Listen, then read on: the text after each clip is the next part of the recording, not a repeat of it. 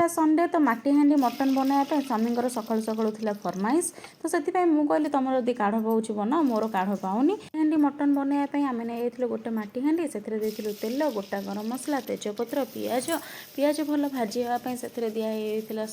लुण टिके दिखाई भलसे भजा होता से पकई काश्मीर चिल्ली हल्दी गुंड आउ अदा रसुण पेस्ट को पकाई भल भाव में कषि दिखाई जो मसला टे तेल छाड़ा से पड़ जाता मटन मटन पड़ सारापर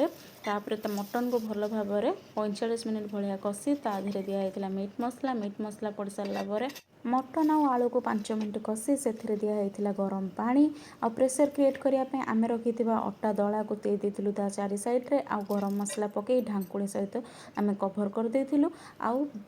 20 मिनिट पर आमर प्रस्तुत हो जाता माटीहांडी मटन लुक तो आप देखिपे देन कदली पत्र को बाढ़ी नहीं कि खाइबा खाइलुक आम हांडी सफा करदेलु।